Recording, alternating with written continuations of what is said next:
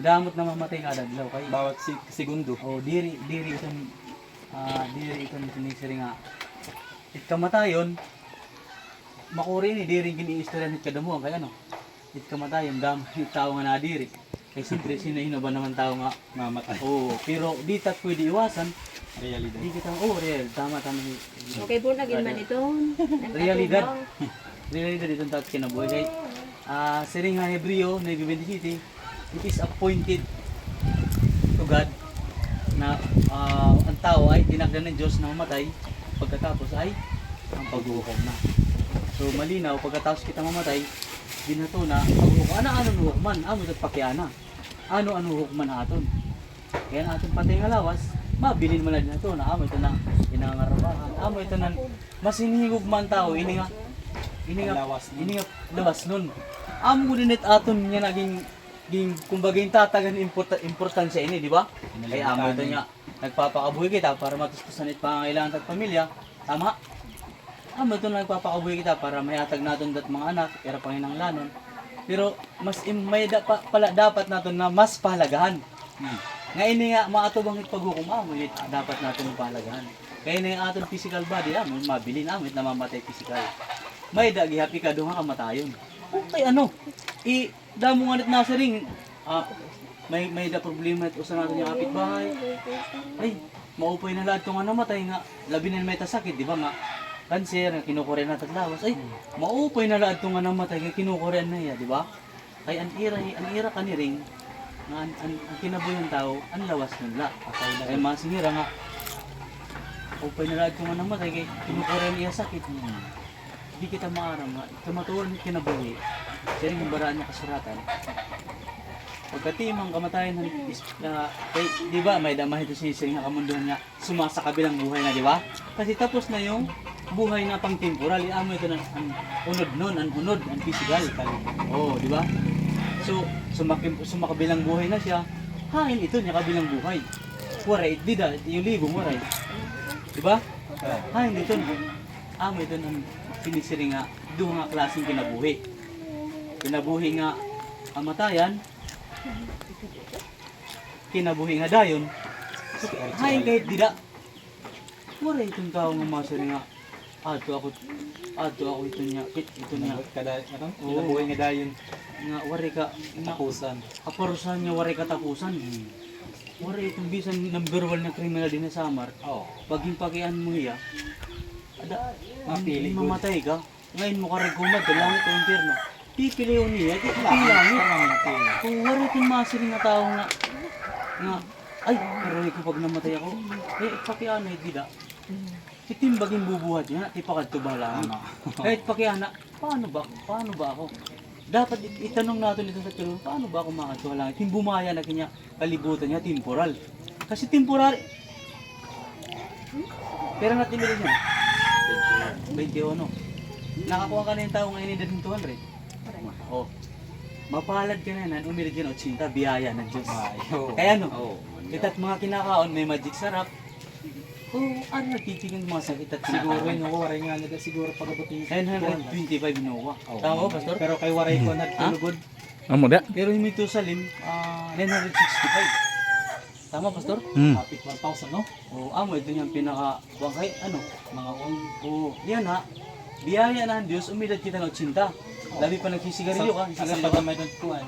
Ha? Okay lang mama, pero ako, baka pag di mo, okay kay Imano Buboy nga ng Manila. Amo, ito na kinamatay kay Bang, gitutulong niya. Diri. Dugagi na ng apog. So, puputulong ko lang niya mama, ipapadayon ko. Kinanglan natin yung kaluwasan. Paano ba? Amo doon pakiana. Wala ibang kaluwasan, ni Kristo la. Kaya mismo nagyakan.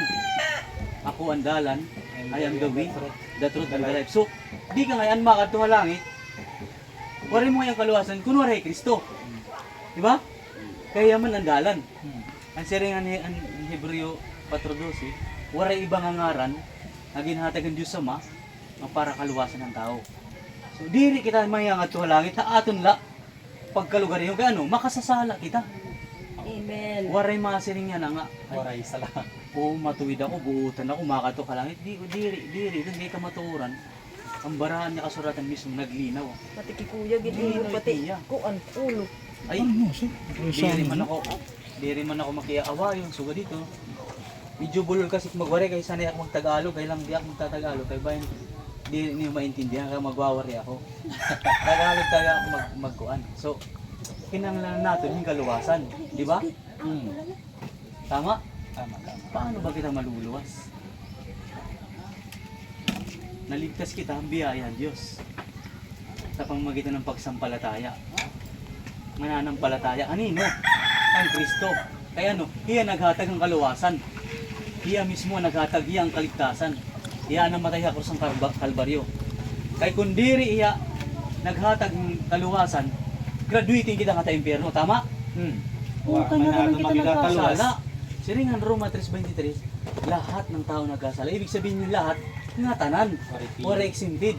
Bisang ka pa, ikaw yan anak Enrico, anak ka Enrico din na kinapundan, masing ka, ay, kaya ko luwason, ako kaluluwa. Kay damot kang tatay, partabang ko, ay, waring ngan, bisang pa kita yan na, kadto, bisan din yung lugar, ng mga reliyoso, nga di permi, nga di ka permi, pero waray mo relasyon na Diyos. Hindi ka makadto langit, kay malinaw Biblia. Ang baraan niya kasuratan mismo, nagyayakan. Pinaagi kang Kristo, maluluwas ang tao. Kay hiyaan na matay na krus ang Kalbaryo. Kaya itong tao yung nakulawin niyo ha. Labi na mga reliyoso simbahan, ano? Makad tumasing ba? Labi mga parupatron. Din ha samar.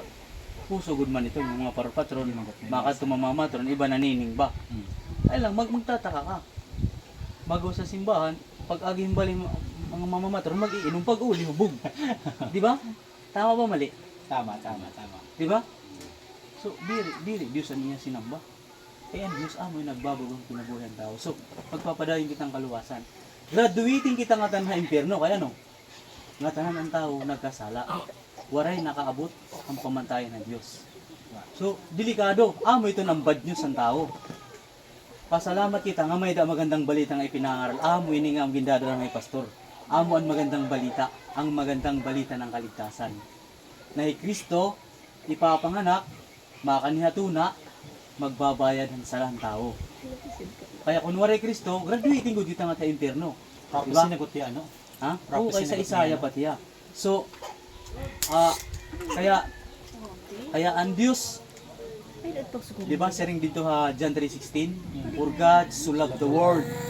Yung love na yung love na binabanggit dun sa Biblia, yung salita ng na love, diri love nga, kundi love sacrifice yun. O love sacrifice, buhay mismo ng Panginoon. Ang inalay niya sa krus ng Kalbaryo, di ba? Hindi ko na-explain na yun kasi sa lumang tipan na tinuro ni Pastor, yun ang inaalay talaga doon. Para naghuhugas ng kasalanan ng tao, yung tupa na malinis. At bago ka pumunta doon, ikaw na maghahandog kailan malinis ka sa harapan ng Panginoon. Kaya nga sabi ng Panginoon Yahweh, iwan mo yung sandalis mo, sapagkat ang aking templo ay banal. Kaya nga, pag kikita, no, so, padayon ko't kaluwasan, nag-share lang ako, dapat kita, palatat panimalay masimbagalan, nangaro na kitang kapasayduan ng Diyos. So ipadayon ko ang kaluwasan, ano, para malinaw ha ato niya tanan. Kay amo ini dapat atong pinaghahanda niya na kaya no, mabalik na ang Panginoon sa Kristo. Di nyo ba nakikita may kaganapan? Mga lindol, pagbaha Manila na baha. Mga digmaan, may digmaan niya na. Israel ng Iran. Oo, may mga digmaan. Amo ito ang mga binabanggit ni Jesus Christ sa mga huling panahon. Di ba, kinanuhiya? So kinamlanan niya, i-secure natin at kaligtasan. So paano? Kay diri kita kaya kung madto langit. Ang Panginoon ang magdadala sa atin sa langit. Agree po ba kayo? Di kita makadto langit, makasasala kita.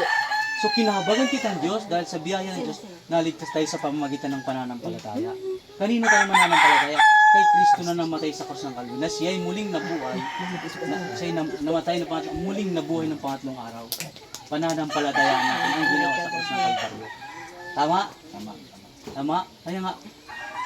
Kaya nga may mga tanong, kay ano pang kakarawato namo ni Kristo? Kakarawatin mo yung tagapagligtas. Ay mo kay nabuhi. Ngan tatanggapon mo ya. Ngan marama ko pastor ano na kumarawat din hira no. Ini nga mga pagmamang. Okay. Nakita ko niya kan Pastor John. Oo. Nagdi-disciple in hira. Eh, papantugong ko tira. Waray pa no. Waray pa. Pero nakad ka niya. Dito. So adi ikaw bro nakakilala ka na. Christian ko niya. Pero medyo dugay-dugay na daman nga waray damak papa. Nalalamig ka.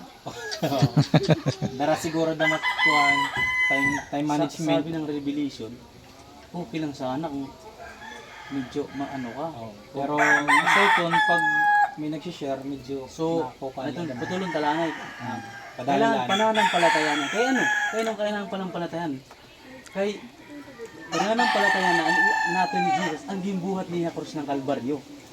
Ngayon, nagbayar ng aton mga sala. We need a Savior.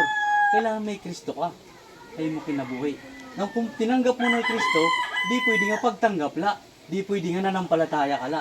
Ay damo ang kumarawat yung Kristo, wari nga magsunod yung Kristo. Kung tinanggap mo na natin ni Kristo, kung nanampalataya na kita ang Kristo, maglilingkod na kita ang Kristo. Masunod na kita. Ano na susundon? Ano yung mga baraan nga masuratan? Tama? Diri natin kaya mga nabuhi nga hiwalay Kristo at pamilya, kaya napaka-importante itong pamilya nga itpundasyon ni Jesus Christ. Naniniwala ba mo? Kaya ano? Kaya damo wasak nga pamilya, kaya diri matibay pundasyon. Una, diri sintro ni Kristo. Kaya nung may awayan, labi na ka, mga kabataan pa kamo. Pinasok niyo yung pagpamilya, mga bata pa kamo. Kami, nagbinugoy-bugoy man anay kami. Nag-inadik-adik kami. Saan kami tinawag ng Diyos? Salamat kami na Ginoo, kaya nagpamilya ako, nakakilala na ako. Nakakilala ko na ang Panginoon. Nadara ko ra. Kaya nung adamot wasak na pamilya, labi ng mga bata pa, ay mahinay pundasyon. Or waray mo talaga, hindi mo sintregi sa iyong pamilya. Kaya, may mga anak na, hindi ka mo magtataka kung kaya nung may mga anak na nananagbang, aga-anak, di ba? Nasagbang. Kasi dapat ikaw nga, tatay ka, nanay ka, itong tatay, di ba, magsisingahaligi, di ba? So ikat magpapasunod. Ano't yung pasusunod iti manak kung nakikita ka nagsisigarilyo, nakikita ka nagmumura ka tintahanan. Amo ba ito yung papamana? So kung ikukunikta mo nga yan at yung relasyon na Ginoo, iti pagpapamilya, kinanglan nakasindro ni Kristo. Paano? Kaya mo itong pakiana. Paano ko iisindro ni Kristo? Natural, maglilingkod ka mo. Diba? Tapos, didisiplinahan natin at mga anak, pinaagyan mga pulong ng Ginoo. Okay ba? Diba? Kaya nung may mga anak na naliligaw, maaga nag-iinom, maaga nagbibisyo, kaya waray gabay. Isabi ng Biblia sa Kawikaan 22 at 15, ituro sa bata ang dapat niyang lakaran upang paglaki, hindi niya makakalimutan. Anong ituturo mo? Salita ng Diyos. Nalalakaran niya ngayon. Yun ang gagabay sa kanya.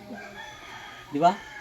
Imposible nga itim anak didisiplinahan mo yung Bible. Imposible itong pumasok yung grupo hinggang.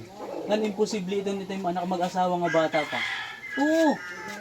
Kung may dahil mga pulungan Diyos sa iya kasing-kasing, labi na atong tahanan. Dapat nagbabasa kita ng Biblia. Kasi di pwede nga masing kakilala mo ang Diyos, tapos di ka nagbabasa ng Biblia. Dirit yan si Pirabol. Dirit yan nahihiwalay. Kung kilala mo ang Diyos, binabasa mo niya pulong. Tama? Nga nananalangin kita. Kaya dako ahalaga ang panalangin na atong kinabuhi. Halimbawa, bibigay ako ng example. Sa Manila, mabubunggo na dapat ako. Hantarak na dako. Nag-pray ako. Sanok